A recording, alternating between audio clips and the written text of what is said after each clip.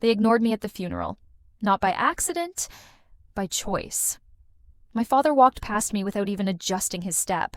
My mother pretended to fix her necklace instead of looking at me. I stayed still, breathing slow, trying not to show anything. The lilies up front were too strong, the kind that fill a room fast. The AC hit the back of my neck. The dress scratched my shoulder.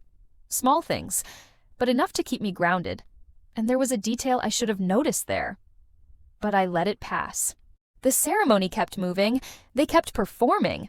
My father, Jonathan, shook hands with men he barely tolerated, keeping that polite mask he wears in public. My mother, Evelyn, smiled that rehearsed smile she uses when she wants to look composed. Neither of them looked at me once. I'm Scarlett Blair, 28, and I learned early that staying quiet is safer than reacting. When the casket lowered, I caught my reflection in the metal. For a second, I looked like someone tired of pretending everything is fine. A slow, quiet anger settled under my ribs. Not loud, just present. After the service, the attorney, Charles, walked toward me. Scarlett, I need you to stay close. The reading will be in an hour, he said, touching my arm lightly. My mother heard it and pretended she didn't. My father did the same. People started leaving. I sat in the last row. The leather was cold, keeping me alert. Funerals are supposed to bring families together. Mine only shows the distance. My mother walked by and said, Scarlett, we'll talk later, she said, keeping her eyes straight ahead. We both knew it wasn't going to happen. The room emptied fast, too big for the silence it held. A glass dropped somewhere in the kitchen. I heard it clearly. Coffee drifted in from the side hallway. Small things, but enough to keep me steady. 1 hour.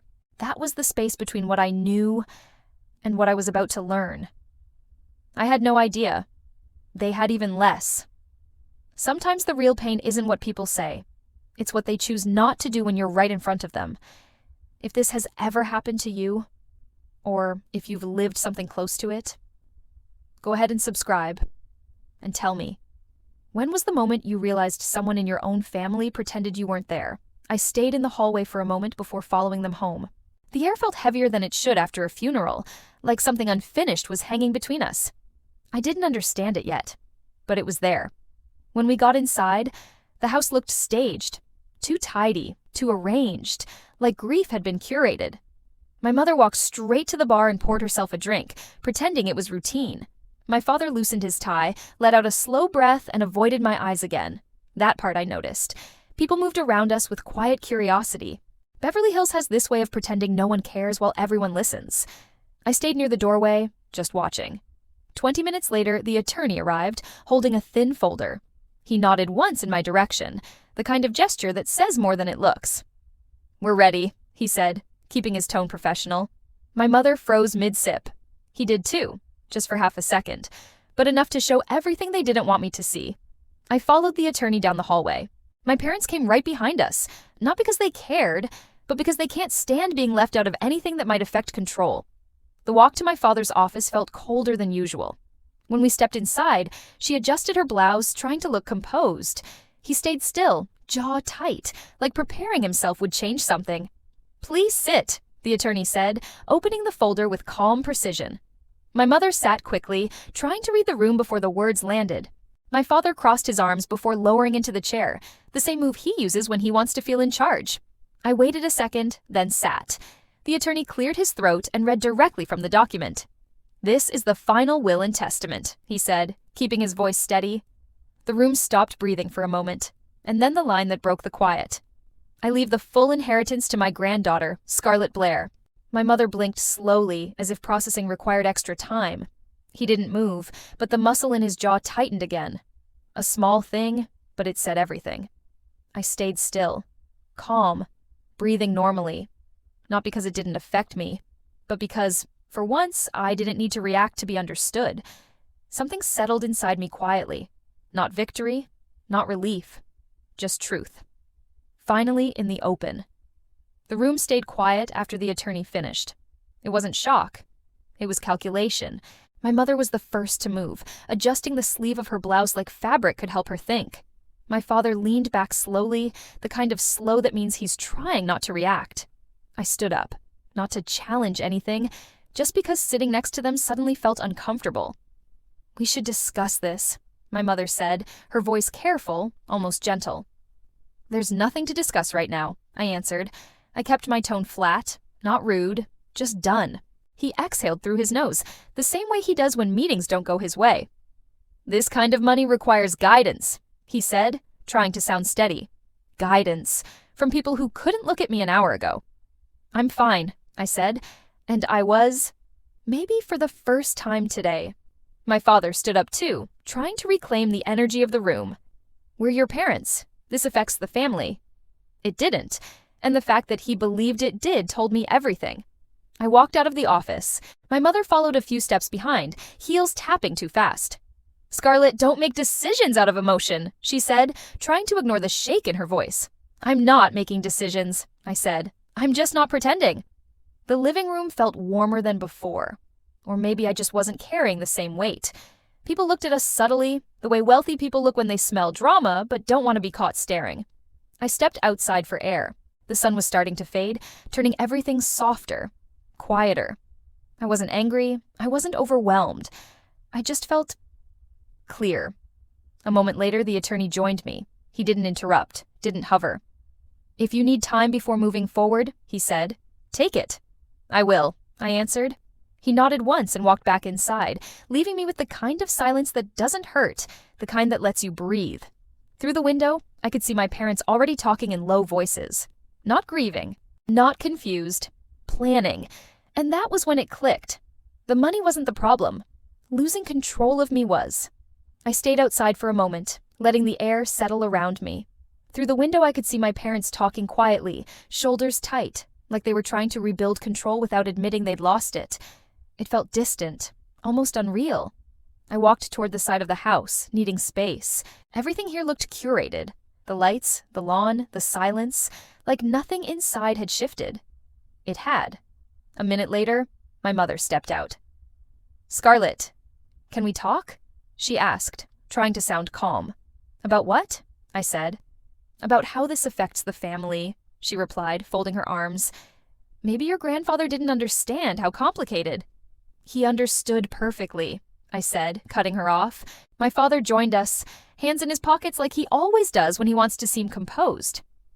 No one is challenging you, he said, but decisions like this shouldn't be made alone. I'm not making decisions, I answered. I'm processing.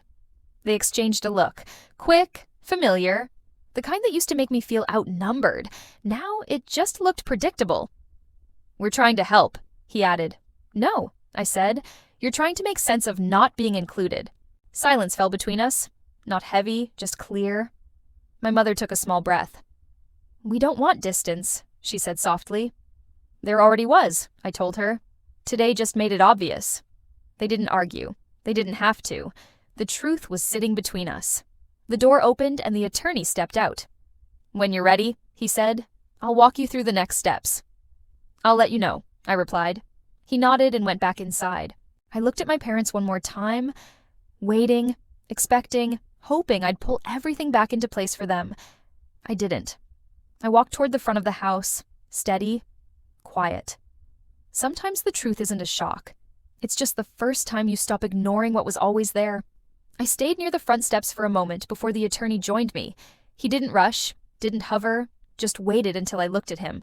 If you're ready, he said, keeping his voice low. I'm ready, I answered. We walked a few steps away from the door. The house felt louder behind us, even with the walls between. There are things you should know, he said, opening the folder again. Your grandfather updated this recently, very intentionally. Did he say why? I asked. He didn't need to, the attorney replied. He wanted you protected. He trusted your judgment. Hearing that did something small but real inside me. Not relief, just a kind of clarity. He never told me that. He didn't tell them either, he said, choosing the words carefully. Through the window, I saw my parents talking in that quiet, controlled way they use when they're trying to shape a narrative before it shapes them. Scarlett, the attorney said, you don't owe them involvement, not in this. I know, I said, and I meant it. When we stepped back inside, my mother straightened immediately. Are you okay? She asked too quickly. I'm fine, I said. My father tried next. We can figure this out together, he said, keeping his tone soft, Like softness could erase everything before today. I just need space, I told them. Not drama, truth. They exchanged a look I recognized. Not fear of losing money, fear of losing control. I walked past them into the quieter room. Nothing in the space had changed, but something in me had. I didn't feel like shrinking to keep the peace. I didn't feel outnumbered. I felt steady, maybe for the first time in years. Sometimes the real shift isn't loud. It's the silence after, when people look at you differently because they finally realize you're not the person they could push around anymore. And if you've ever felt that quiet snap inside you, stay with me and leave a like. Tell me, when was the first time someone underestimated you and you didn't step back? I stayed inside long enough to feel the weight of the house shifting around me. It wasn't dramatic, just a quiet rearranging of intentions. My parents moved through the space like they were trying to gather loose pieces before someone else noticed they'd fallen. My mother kept glancing at me, not with concern, but with calculation. The kind she uses at events where she wants everything controlled without looking controlling. My father stayed close to her, shoulders tense, voice low when he spoke. They weren't grieving. They were regrouping. I walked to the back of the house, needing distance. The hallway felt colder, maybe because it was the only place where their expressions couldn't reach me. I leaned on the wall for a moment, letting the silence settle. It wasn't uncomfortable. It was honest. When I came back, they both stopped talking. "Scarlett," my mother said, keeping her tone soft, "we just want to understand what you're feeling." "I'm not confused," I replied, "just paying attention." My father nodded slowly, pretending that was enough. "No one wants tension here," he said. "There already was," I told him. "You just didn't see it." They didn't respond. Maybe they didn't know how. I sat in the living room, choosing the chair farthest from where they stood. The attorney's folder was still on the table, a reminder neither of them could ignore. Every time my father looked at it, his jaw tightened just slightly. She clasped her hands together like she needed something to hold on to. They stayed close, waiting for me to smooth the moment over the way I always had. But I didn't fill the silence for them this time. I let it sit exactly where it belonged. Minutes passed like that. Them watching, me not moving. And somewhere in that stillness, I understood something simple. They weren't adjusting to the truth. They were adjusting to me not bending around it anymore. I stood up slowly. Neither of them stopped me. They didn't reach out, didn't ask where I was going. They just watched, unsure of how to follow a version of me they hadn't prepared for.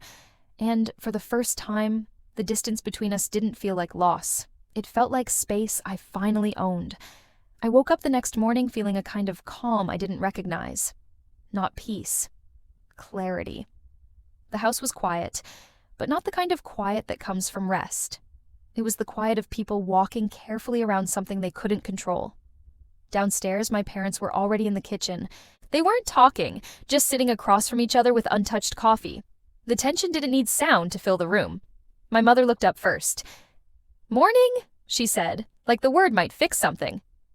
"Morning," I answered, keeping it simple. My father folded the newspaper he wasn't reading.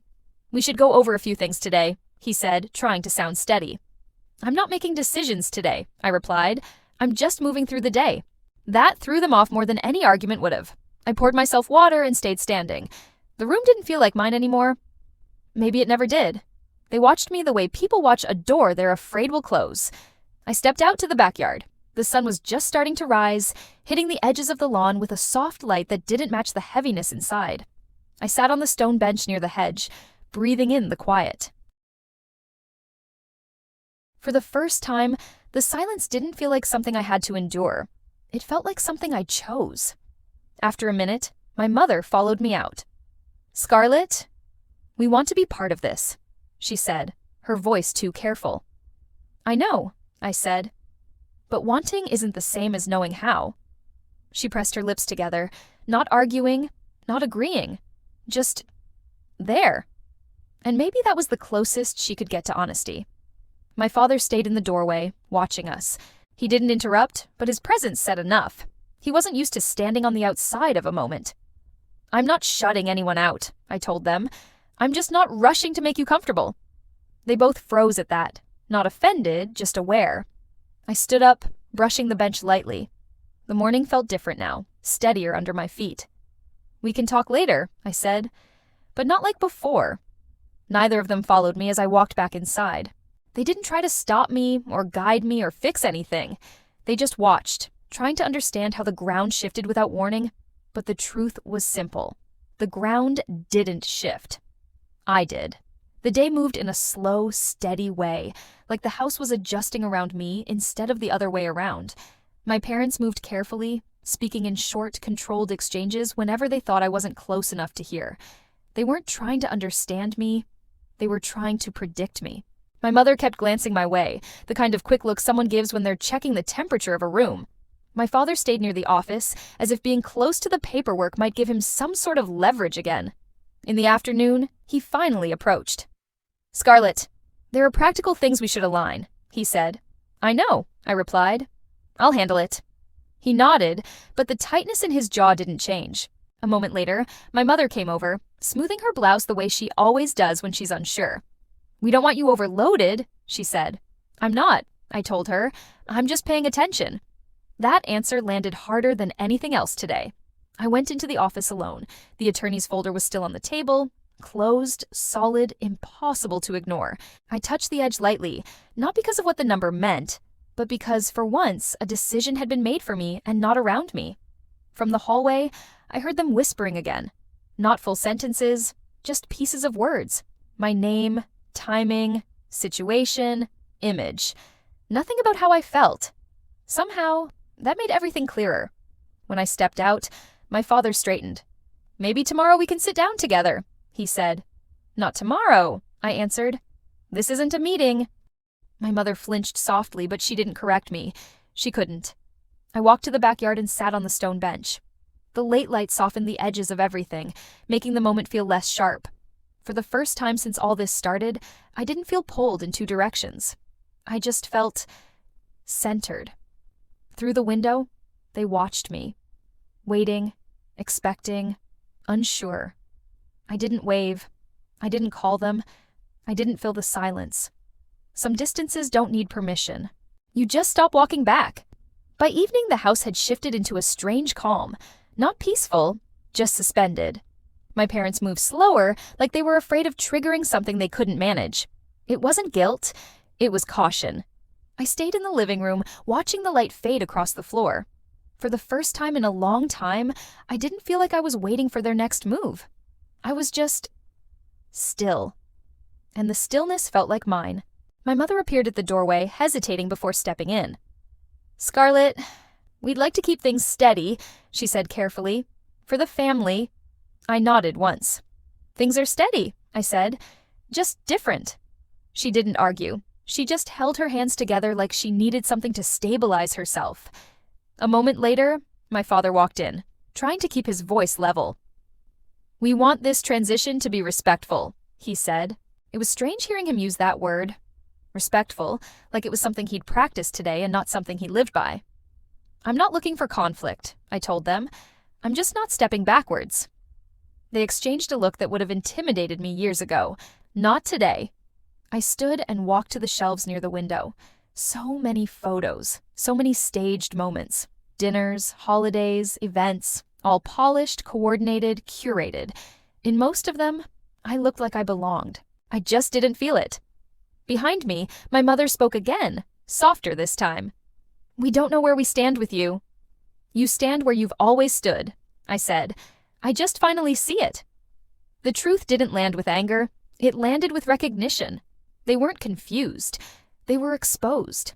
I stepped outside for air. The backyard was quiet, the sky darker than before. For a moment, I let myself breathe without thinking about who was watching or what they expected. It felt like reclaiming something small but essential. Through the glass, I could see them standing in the same spot, not moving, not chasing after me, just processing a reality they didn't shape. And maybe that was the first honest moment between us all day. I sat on the bench again, letting the night settle around me. I wasn't running from them. I wasn't fighting them. I was simply choosing myself in a place where that choice had never been allowed to exist. Some shifts don't happen in one moment. They build quietly. And then suddenly you're standing in a version of your life that feels true. And I wasn't going back. The morning felt calmer than the ones before it. Not peaceful, just clearer. My parents moved around the house quietly, almost politely, as if loud steps might undo whatever balance they were trying to keep. It didn't bother me. Silence had finally stopped feeling like a punishment. I walked downstairs and found my mother in the kitchen, hands around a mug she wasn't drinking. She looked up when she heard me. "Scarlett, can we talk for a second?" she asked. "Sure," I said. She hesitated, searching for the right version of herself. I know we weren't present the way we should have been. It wasn't an apology, but it was closer than anything she'd ever said to me. My father stepped in next, standing straighter than usual. "We can make this smoother moving forward," he said carefully. "I'm not asking you to fix anything," I replied. "I'm just not carrying it on my own anymore." Their silence told me they finally understood that part. A knock came at the door. The attorney walked in, holding the final stack of documents. "Whenever you're ready," he said. I sat at the table while he explained each page. His voice was steady, neutral in a way that let me stay grounded. My parents stood nearby, watching without interrupting, watching without directing. That alone said everything about how much had shifted. When I signed the last document, the attorney closed the folder with a quiet finality. "That's it," he said. "Everything is officially under your name." My father exhaled slowly. My mother lowered her eyes, almost like the truth had weight now. I thanked the attorney. He nodded and left. The three of us stayed in the room for a moment, not speaking. They looked at me with a mix of uncertainty and recognition, like they were seeing the version of me they hadn't expected but could no longer deny. "I'm going out for a while," I said. "Do you want company?" my mother asked. "No," I answered softly, "but thank you." Outside, the air felt wider. I walked down the driveway without looking back, not out of anger, but because looking back had nothing to offer me now. Every step felt like something settling into place, not breaking. Sometimes endings don't crash. They open. And if you've ever reached a point where you finally stepped out of the version everyone expected you to be, you know exactly how real that freedom feels. So, if this moment hits something in you, go ahead and subscribe. And tell me, when was the day you realized you didn't owe anyone permission to be yourself? In the end, it was never about the inheritance. It was about finally getting myself back.